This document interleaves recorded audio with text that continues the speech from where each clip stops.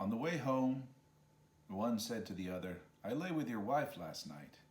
"Did you lie with my wife last night?" And then he became furious and killed him on the road and threw him out into the forest. When they were going to bed, "How could it be that you lay your sword between us last night?" "Oh, that was just something I thought up last night." Then he got up, took the pot with him, and went out and smeared him back to life. You know, I realize it is a complete lie what I'm sitting here telling. I'd like to have a pot like that too. Then they rode up to the princess, but then she didn't know which one was her husband. But then she stayed with the one who was her husband, and the other one rode home. Oh, hello. I didn't see you there. I'm Ian, and today we're talking about Bengt Holbek's The Language of Fairy Tales. This is a hard reading, but it's a very rewarding one. As you know, I keep the videos reasonably isolated from each other, but this one really benefits from reading Vladimir Prop's Morphology of the Folktale, and at least the functions of the dramatis personae. Because Bengt Holbek was asking sort of a basic question. And he was really trying to finish the question that Prop was asking, or eventually wanted to ask, but needed to have certain questions answered first. Vladimir Prop was looking to try and explain the why a folktale is the shape it is. And before he did that, he needed to have a good understanding of what precisely the folktale is. What is its structure? What is its what are the things within a folktale that we recognize as being folktale, that the folk recognize as being this particular thing, particularly fairy tale. I should be more precise. This particular stratum of Märchen. And he came up with a structural system, his 31 functions of the dramatis personae. And Bengt Holbek built on this, and he started coming up with some definitions.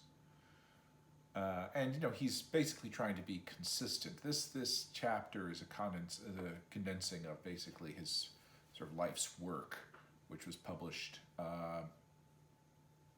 What was the name of it? It was a very similar name to The Language of Fairy Tales. I'll have it up on the screen as a Folklore Fellows Communication in about 1986 or so on. And that's like, this expanded out to about 700 pages. So he was very concise with his term. The term fairy tale will be used in the following to denote a category of tale in which a hero or heroine is subjected to a series of trials and tribulations characterized by the occurrence of marvelous beings, phenomena, and events, finally to marry the princess or prince in splendor and glory, which seems fairly consistent with most of the things that we call fairy tale. There are omissions.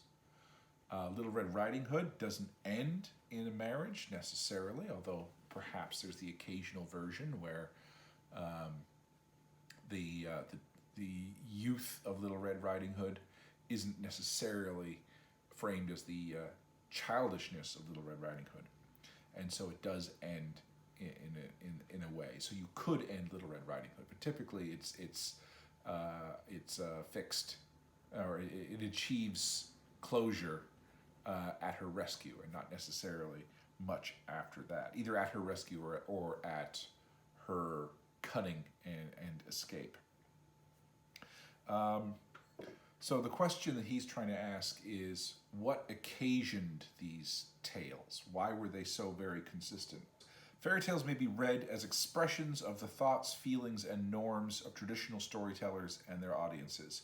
More specifically, that the marvelous elements referred to above may be read as expressions of emotional impressions associated with experiences in their own lives.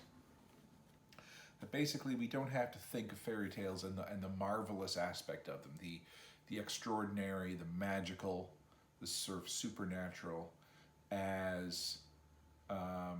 First, we don't have to project belief into it. We don't have to assume that this is how they thought the world operated. They were recognizably fictions, but the magical elements weren't there as entertainments either. They had a symbolic import. They had a they weren't there merely to be plot contrivances, and they weren't there merely to be entertainments. That they had a purpose. They had a symbolic purpose to play, and so it isn't just magic for magic's sake. It's a magic to express symbolically some kind of, typically some kind of tension. So again, some more premises. Fairy tales were a regular part of the traditional peasant cultures of Europe and adjacent areas. I think we can more or less accept that. Many were recorded in the 19th and 20th centuries and before. Very few were recorded well.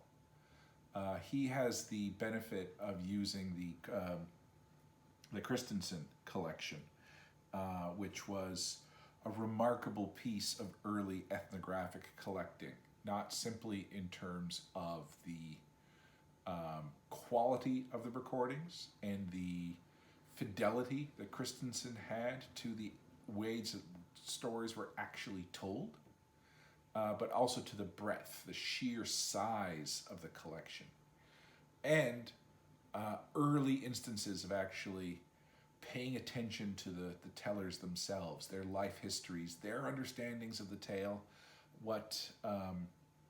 how their repertoires came to be, and locating these in a particular context. This collection continues to be an important ethnographic resource, even though some of the Christensen first started in the early the 1860s, 1870s with his collecting. So about over 150 years ago is when he started. Timothy Tangerlini, much of his life work has been to work on the Christensen collection, and he has. It's almost a disservice to say that he's digitized it, because that almost sounds like scanning and popping up online. He has a very rich and thick cross-referenced ethnographic database, and I'll have a link to that in the description. So with Christensen's collection, you could start to discern these trends about performance contexts, and who performed and who didn't. And he collected broadly, but it's not that everyone told stories. For the most part, the people who were performers of fairy tales were rather limited. It was not a profession, not a specialized skill in that sort of way, but people had particular repertoires. Not everyone engaged them. They were skilled. It's just it wasn't a profession in the way that we might sort of consider it in a contemporary sphere. Almost everyone, almost to a person, everyone who told these narratives were in lower socioeconomic strata, told these narratives. And it's not, occasionally they were listened to, they were part of that middle classes and upper classes might have been audience to them, but they were never tellers. And when they were audience, they might have also had a certain amount of, held them in a certain amount of contempt. And again, what we tend to remind ourselves of, but it's always good to remind ourselves of, that the stories weren't told as entertainments for children. Children might be present. There might actually be a time, in a storytelling session, the earlier stories might be directed towards children, but for the most part, and there were, perhaps even special items in everyone's repertoire that were child-oriented. But that was a specialization within a repertoire. That wasn't the norm. For the most part, these were told as entertainments to other adults, and with the expectation that children either weren't present, or the fact that they were present wasn't going to affect the outcome at all. Repertoires differed between men and women. Prop made an observation that there were more male tellers than there were female tellers. Christensen doesn't necessarily make that same distinction, but there were thick differences in repertoires. Men tended to tell narratives almost exclusively with male protagonists. Women, on the other hand, would have narratives both equally male and female. And that might have to do with the repertoires, and that men were often performing to audiences that were all men, while women were often performing, in as much as they were performing in public. If they were ever performing in public, it would be to a mixed audience. So again, how are you associating with the protagonist as teller, and then how, as teller, are you hoping that the audience will associate with the protagonist? Because association of the protagonist is kind of key as well. There was an identification between the teller and particularly the teller and the protagonist of the narrative, but also projecting onto the audience and the protagonist of the narrative. But the idea is that they were somewhat avatar for who we were.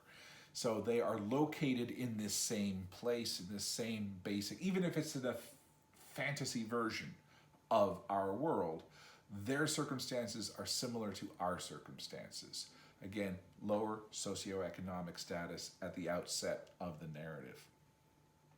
And despite the fact that there was a realism to them in terms of worldview, in terms of attitude, in terms of how they oriented themselves within this fantastic world, or this world where fantastic things were possible. Nevertheless, it was understood as a fiction, and it was understood as a fiction in part because there were opening and closing formulas, that the very words were employed to signal that we have entered into a different frame. My words have changed from being a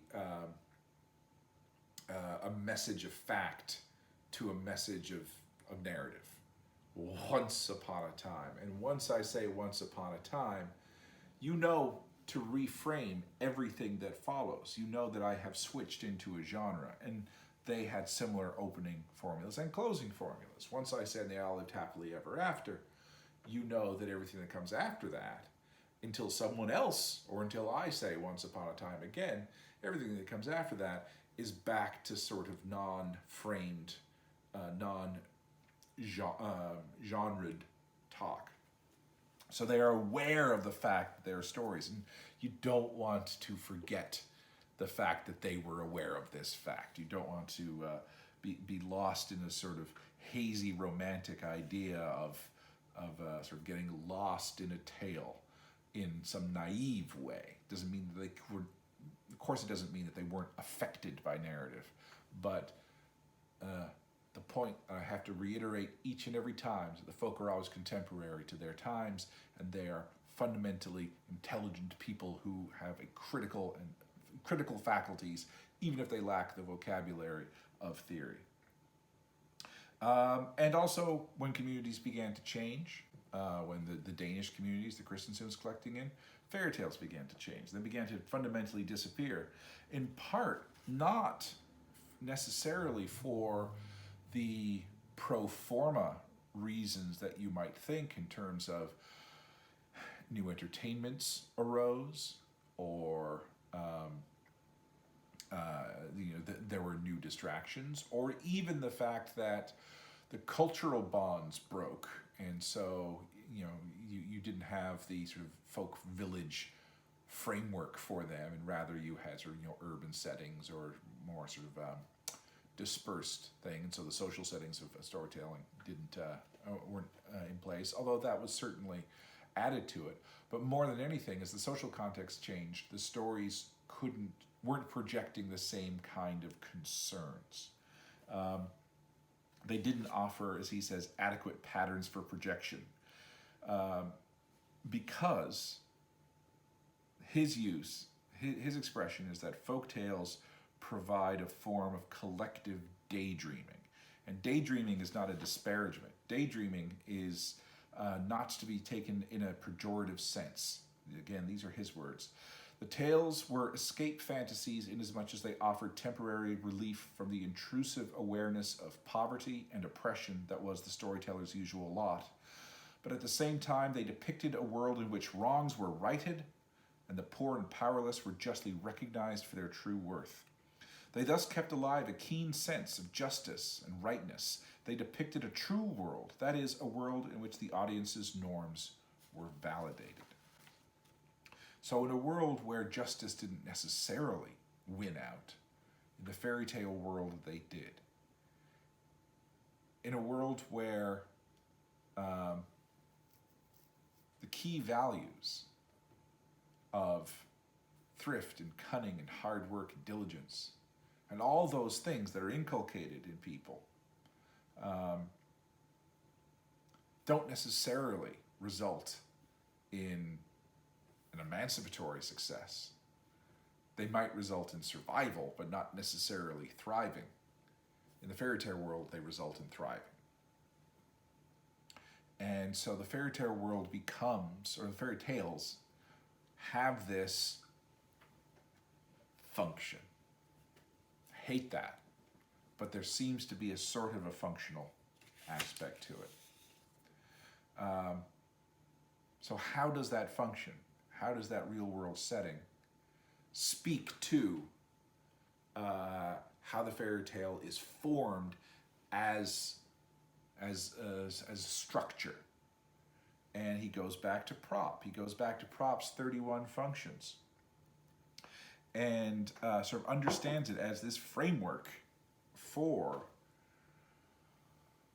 daydreaming, this framework for wondrous events to occur that allow for protagonists who are very much like us to act in a way that we couldn't necessarily act in because we don't have access to these wondrous things. But that is how we would act, and therefore not simply survive, but thrive. Move away from these situations and have our hard work rewarded. And then that's the double bind. We would operate in this way if these wondrous events occurred. Then these wondrous events are generated by the possibilities, the narrative possibilities of acting in these particular ways. And his method is, again, fiercely, specifically, drastically rooted in prop's method. But you begin with the ending. He gets to this point. The hero or the heroine, they get to this particular end point. So you compare the initial situation to the final situation. In the initial situation, the hero or the heroine is dependent, often abused or ridiculed, poor, unrecognized, deprived of friendship and love. Sound familiar? In the final situation, the hero or the heroine is independent of parental authority, is fully recognized, is rich and powerful, and has found a spouse. And remember, when they're talking about finding a spouse, it isn't idle romance. When we talk about sort of fairy tale princesses and so on, and ending in a wedding, it isn't a mere capitulation or drastic reaffirmation of heterosexual normativity and the traditional family and so on. It might get manifested in that way, but that isn't necessarily the setting. The goal is not to be married. Marriage is a symbol of having a particular structure in place of constancy, having attained something that has that is grounded as a sort of a fixed achievement of sorts, from the initial situation of uncertainty to some kind of certainty, and the beginning of being heads of one's own household. The indication of true dependence and, generative and able to support. So again, it's emancipatory in that way. We'll talk a little bit about more. In fact, we're going to talk about that right now. The wedding is the crowning achievement of efforts at 3 levels. It is gaining independence from parents and other authorities of the preceding generation. You are no longer a child or treated as a child. You have shifted to the status of adult. Even if you were 18 or whatever at the beginning of the narrative, you are recognizably independent by the end. The winning the love of person of the opposite sex. And again, Holbek is very binary. And it's binary in part because it has to do with things that are cleaved. Well, first it has to do with movements. Two of them have to do with specific movements that are oppositional, but are hierarchical. So you do have that movement from lower class or disadvantage to advantage, from lacking in privilege to privilege, from economically dependent to economically independent. You start off poor, you end up rich at the end of the story. Plain simple. The other is from being parentally dependent to parentally independent, going from a child to adulthood. So those are 2 of the 3 major movements. And the third movement is basically going from single to wed. From not being in a position of eventually becoming generative, having those conditions met, to being in the condition of being generative, to having one's progeny, not simply because you could come across the occasional Russian tale where children are born out of wedlock, but to create children that are recognized as your own and be generative. So there, and then that becomes binary. It becomes binary in terms of it being 2 halves that eventually meet into some kind of complementarity, and then more than anything, it is just the historical patterning that makes it a heteronormative, binary, strict aspect. We can queer these tales. We can see that there were vestiges and hints and intimations of queering and of queer tales. They often didn't get collected. They often got filtered through by the middle class collectors of the 18th, 19th, and 20th, and quite frankly, 21st centuries. So we don't have a huge amount of specific examples of those, but we have enough to know that they were there. So our strict binary lens isn't necessarily operative 100% when we look back at the past. But it is good to think about these things. I think it's good to think of these things less as merely reiterating or simply reiterating this sort of binary, not simplicity, this binary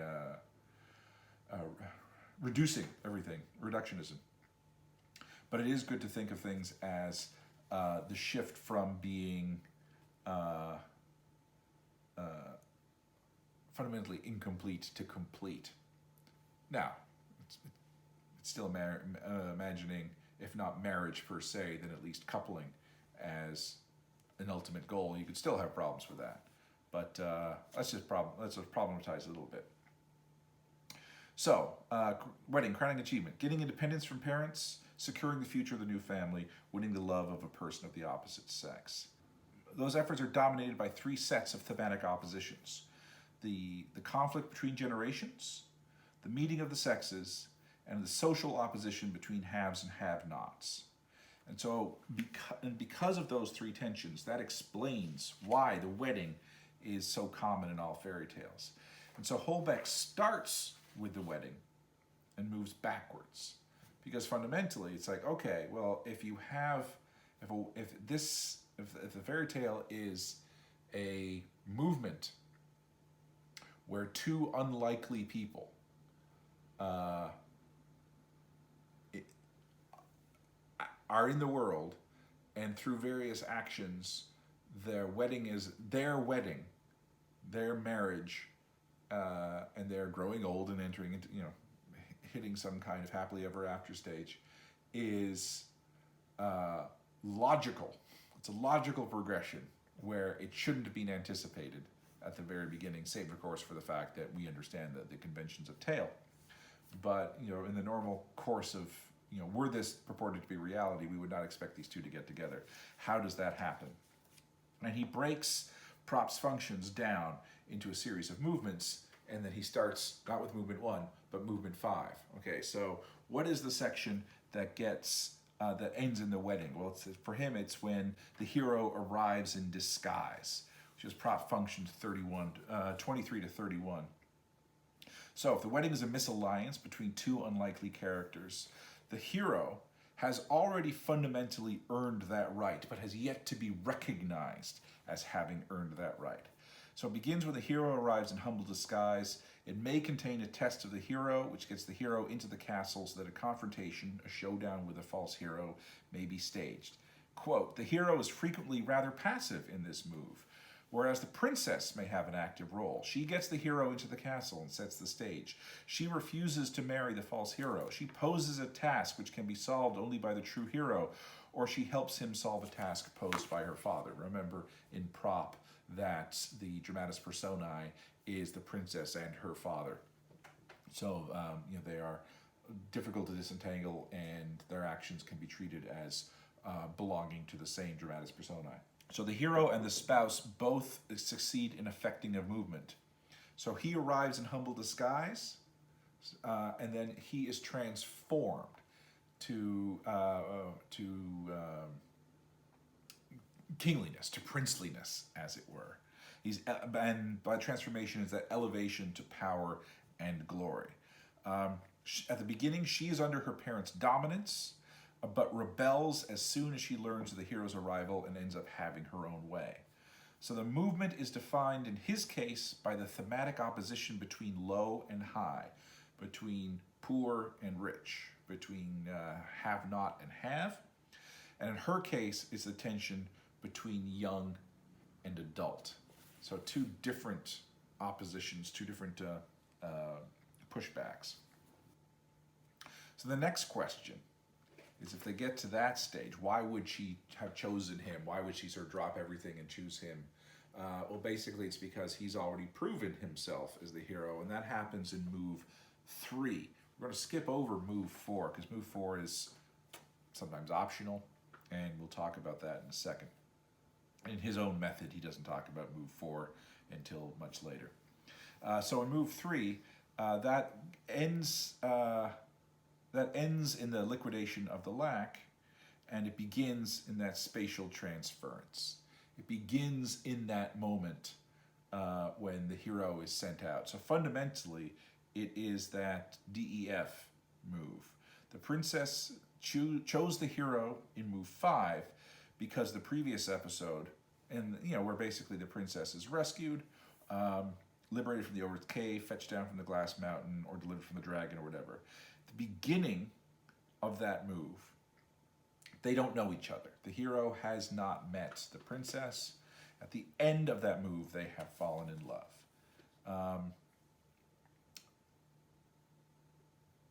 So the theme of that is the meeting of the sexes, when he finally encounters the princess and fundamentally rescues her. So that starts as a spatial transference. That starts from after he has done the test, that DEF sequence. He's received the magical agent, and he has now moved to this new world, and he encounters the villain. Fundamentally, that sequence. The HJK. I'm just doing the numbers off the top of my head now. I believe that's the numbers. What are we talking about? Oh yes, the HJ, I, and K sequence in prop. where basically, again, that's sort of the princess rescuing moment. And they haven't met before, because why would they have met? Because she's a princess and he's some nobody. And at the end, she has rescued him. And so the dominant theme of that move is the meeting of the sexes. So in move 3, the eventual couple meet. In move 5, the hero moves from low status to high status, and the princess moves from child, or at least still subject to her parents, to adult. So those are the moves of move 5. So for the most part, in this example, the regular interpretation of this is that you're emphasizing the exploits of the hero at this point. Like, oh, look, the hero has come and the hero has rescued the princess.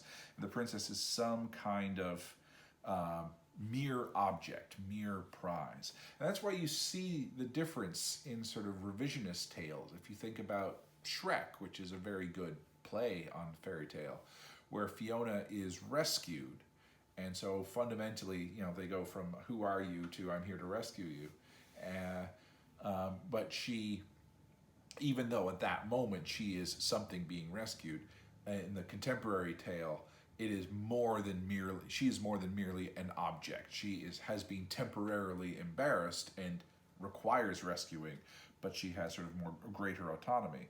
The love relation is established in move 3, and that which explains why move 5 actually happens, why she has accepted him. And that is a logical and irreversible organization of those sections. So then the next section is the move from move 2, or the next thing to discuss is, how does this person have the ability to the potential hero role? How does he fit that? And this is move 9 to 14. So how could the hero win the princess when no one else could? How does he prove himself potentially heroic? And that has to do with the DEF section. Yes. So he has succeeded in that. He's got this, as I said, just prior to the move 3, so he's already achieved that, and he's had the spatial transference, and he had the magic object, and he's able to then go to the place and confront the villain. Now, we're the step ahead. How did he get from being just Joe Schmo off the street? Well, it has to do with he is dispatched, and he is he's challenged. The fact that he succeeds in that way, the fact that he is provided with the tools, with the magical object that transfers him, but more than anything, the fact that he is able to prove himself as not merely a schlub, as it were. So in the initial situation, he's a good-for-nothing under the care of his parents. He's like, some little schmo. And at the end, he is independent and powerful. So he leaves home, and he's challenged. And by succeeding, by proving himself, he is rewarded with something. So it's an initiation test, which is dominated by the opposition between young and adult. It is at this point in the story, irrespective of the age of the character, it's at this point in the story when he moves, or she moves. I tend to be, because of the preponderance, I tend to be using hero and princess in this way. And it's a trap that I fall into, but it's also a trap that Holbek fell into and Prop fell into. So it's as I go forward, it's weak sauce to say, oh, and the same is true if we're talking about a female protagonist, which is the case. But if I'm always defaulting to male, it's not handy. So apologies throughout, but a lot of it is just the preponderance of the examples that Holbek and Prop are basing it on. So in move 2, It's this initiation test, and the hero or the heroine, when it's a female protagonist, moves from being independent to dependent. They still haven't attained wealth, certainly, but they have demonstrated independence of action, which is important to consider when you often, of course, will have a lot of false heroes going through. You remember so many stories begin with three brothers, and the first two brothers go and try to be the hero. They are dispatched for whatever reason, and they fail that test. They fail that DEF. And it's the youngest brother, of the three, the least likely to succeed. Past the heir and the spare, he's the third. The least likely to succeed is the one who actually achieves it. So, but that is the test of adulthood. I'm not going to say the test of manhood, but the test of adulthood. And it's usually through cunning, through guile, or through kindness.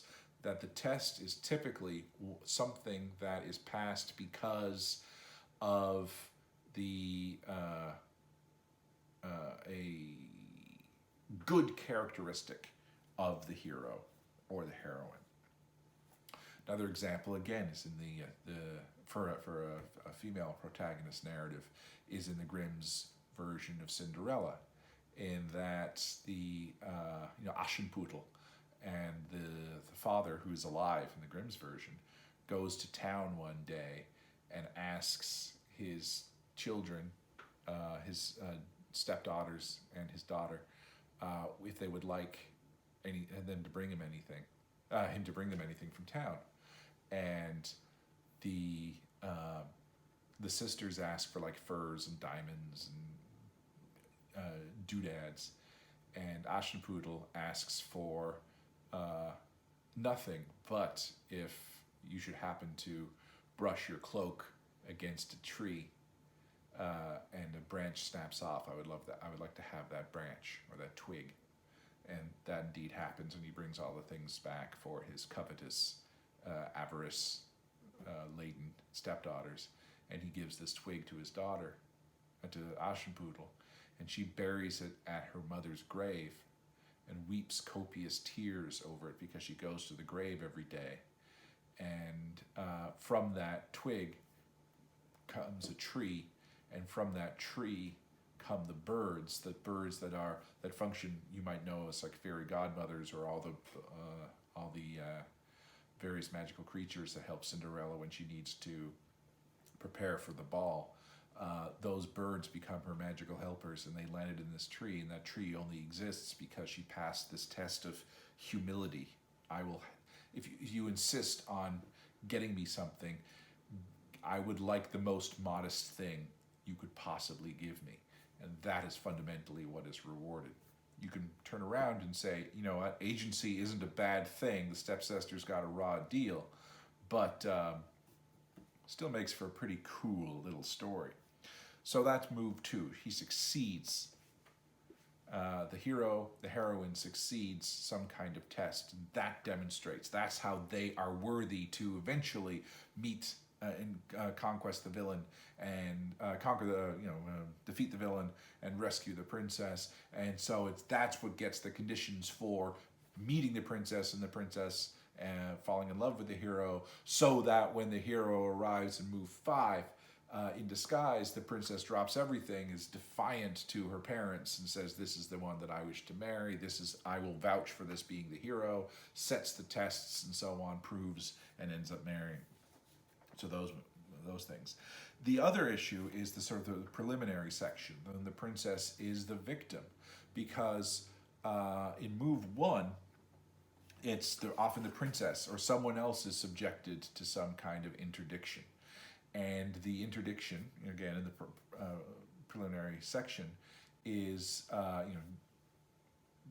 do this thing, or don't do this thing. An interdiction is a rule, fancy word for a rule, and that rule is broken, and there are consequences, and the consequences is what leads often to the initial villainy, the initial cause. the abduction of the princess by the dragon or by the vizier or whoever the bad guy is in the particular story. And so basically, by breaking this interdiction, it's a failed test. And so the movement of the first section is basically, again, in Holbek's design, it has to do with the effort at breaking away from parental authority. Remember, you have this initial situation, and then the family absents. There's some kind of absentation. The family is broken up, even if it's momentarily, even if it's just like the daughter leaving the house for a little while, or it's in different forms, like the parents dying. I mean, a whole variety. But basically, she wishes to be removed from parental authority somehow. She tries it, or she attempts independence and fails. So that first move is that she is not yet ready to be mature. She has yet to achieve independence. In fact, she is being punished, or she is being temporarily inconvenienced, and is going to require rescuing because she has yet to achieve that independence. We can find flaws with it, but it is a kind of remarkable method. He has this wonderful diagram, which he actually takes from Ellie Congus Miranda, this cube. And so like the idea that a tail is basically a movement along the edges of that cube from one far corner to its opposite corner. It's maybe a little bit unnecessary, but it is kind of good. So when you think it back into these social contexts, these thematic oppositions are about the crises that are not simply narrative contrivances, although of course they can generate plots, but this is the context that he's referring to. They are just shy of universal. Again, I don't want to suggest that they're universal in some kind of global, archetypal, this is a necessary condition or hardwired into the way we see the world. But in a way, they're universal because of the contexts of how societies are so often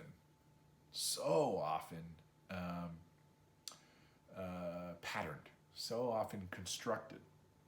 If we accept that societies are constructed, it's still remarkable how often they're constructed in similar ways, with patterns of violence, patterns of domination, patterns of resentment between generations, patterns of want, patterns of haves and have-nots. Even in egalitarian societies, there are people who are able to hoard resources and they become enviable, and there are people who can't and therefore become pitiable.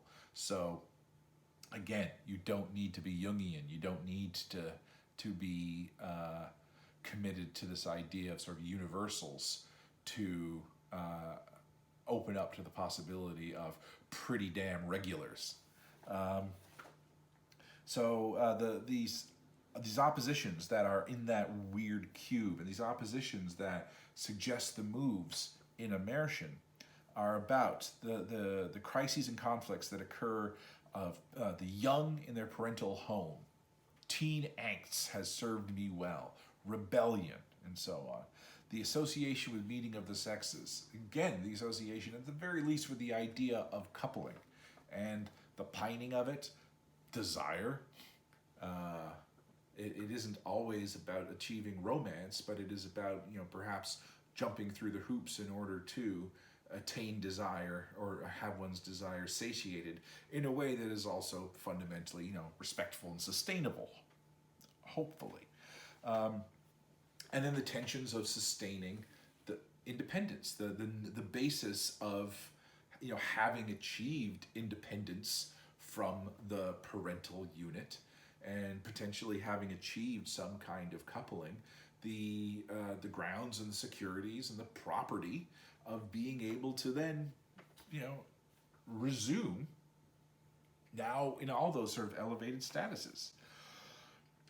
So these are things that happen in the real world, and they are tense because there's want, because there is social strictures, because there are sex roles and gender expectations that just confuse and complicate the meeting of the sexes. And again, not in a merely appetitive way, but in terms of just how do I deal? How do I deal? If this is the thing that you want me to attain, how do I go about doing it with all these bizarre societal strictures on it? And they are present in our communities, let alone in the communities in 18th and 19th and early 20th century Denmark, because they're all real and possible events in these communities that everyone's going through this. Everyone is trying to move away out of their parental home. Everyone is trying to eventually move on. These are narratives of adolescence. They are narratives about the anxieties of what it is to recognize that eventually one is expected to be independent. It isn't always about being compelled. Sometimes it is about being impelled. Yeah, glad I'm recording this. So, the tales solve the problems of dealing with these matters by treating them as if they were events in a purely fictitious world, and by disguising the participants, whereas the nature of the conflicts is hardly disguised at all. It's like, oh, this is little Henry. Henry is going through the world, and he meets a dragon, and then eventually a nice princess marries him, and then end of story. It's like, okay, thinly disguised, isn't it? The sequential order of these crises corresponds to what Danish storytellers knew from their own culture. A young man could not court a girl unless he was well on his way to independence, and he could not marry until he had won her acceptance, her parents' consent, and some sort of kingdom, be it ever so small. He needed property, he needed substance, he needed capital. This order is clearly reflected in the fairy tale pattern described above. Feminine tales may follow the same pattern, but a common alternative is one in which the heroine's real fight begins only after the wedding. Those are fun. Where narratives where the wedding occurs halfway through, usually the wedding is actually to some kind of villain. Best case scenario, false hero. Which just changes the dynamic entirely, doesn't it? Because all of a sudden it's like look what you have fallen into, or look what you might fall into. So, all of a sudden, he's telling the story in this sort of brutal way, and then you have, it doesn't explain what dragons are and witches are, it doesn't explain all these sort of like wonderful, magical things that we love in our fairy tales. It doesn't explain how the motifs came to be.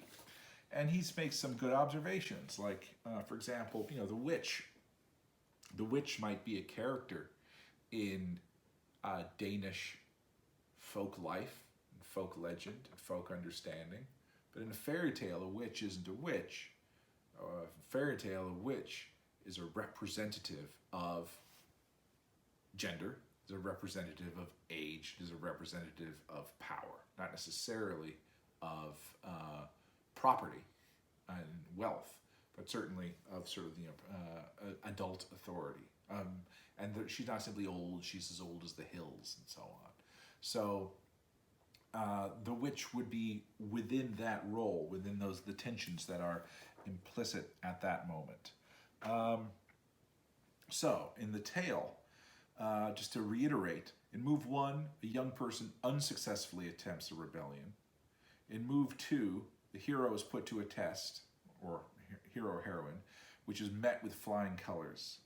And then the events in move 3 are easier to understand with the realization that the two who are to meet have different relations to their parents. One is free of them, the hero. The other is still in their power, the princess, the sought, the one who needs rescuing. Move 3 may assume countless forms, but all have the love theme in common. This is when the two unlikely people first meet, and one demonstrates to the other that they have transcended being a child, at the very least, and are demonstrably worthy of being married, even if they don't necessarily have that case in point yet. It is the task of the future spouse. Okay, move 4 contains a second donor sequence It is therefore difficult to describe the structure of this move in detail, whereas the general direction is clear enough. No obstacle is too great to be overcome by the couple who become lovers in move 3. But it is the task of the future spouse to take over at this point, and that is the main event in move 5. That's why the hero is actually reasonably passive. The Cinderella is just trying on shoes in move 5. It's this prince who plays the dramatis personae of the princess and her father in this, who's doing most of the action. So the language of fairy tales, the title of this, has to sort of, the form it takes is because they are symbolic of these tensions. Fundamentally, they're symbolic of the tensions of between the classes, between the generations, and between the genders. And all these tensions are in place. And then they're magnified. They have the 7 rules. He talked about these 7 rules, which I'm just going to sort of skip through or past. But basically, I'm just going to skip. They're interesting. They're worth paying attention to, but they're picked up a little bit in other aspects. So when they're being basically, when we are now using this sort of magic symbology, a lot of it is because there's not a huge amount of narration that's going on. And so when we are trying to emphasize these tensions and these symbolic uses, they are rampant. So, for example, one of them is hyperbole. Someone is not tall, they are as tall as 10 trees. Someone is not old, they are bent like a question mark. Someone is not beautiful, they are the most beautiful who ever lives. Swallows are flitting around their head. Things are stretched out for emphasis. Things happen in large numbers. The most obvious being things like threes. Tasks are repeated, and that gives emphasis on the importance of this task. Sometimes the task is not only repeated, but it grows in magnitude each and every time. Grows in complexity each and every time. So it's fundamentally the same thing. It's exaggerated and exaggerated and exaggerated, but it's just to emphasize the importance of this obstacle that will eventually be overcome. So it's about stressing opposites, it's about stressing tensions, it's about stressing the successes. So when we look at how these tales actually are created, because again, these are prospects. Genre is all about the next story. And understanding is about how to understand being in the audience for the next one, potentially even being in the storyteller's seat, but certainly being in the audience. And so all the various symbols, and they do manifest in a number of ways, and we should relish the fact that they manifest in a number of ways. But they are there because fundamentally the deep structure of the fairy tale, what it does is it allows for this collective daydreaming of the through the anxieties of basic social tensions and anxieties of adolescence, of moving from the comfort of dependence to the recognition that eventually there's the expectation of independence. And then the evening's entertainment is over in Denmark. And you wake up the next day to your shitty life. But perhaps you are emboldened, or at the very least, perhaps you have found some reprieve. That's Bengt Holbek's Language of Fairy Tales. I don't know why I love this one so much, but it's worth consideration. It's worth the thought experiment because it answers so many, or at least it offers an answer to so many questions, and it forces us to reconsider this genre that we could otherwise consider to be very trivial. There we go. I bid you well, my friends.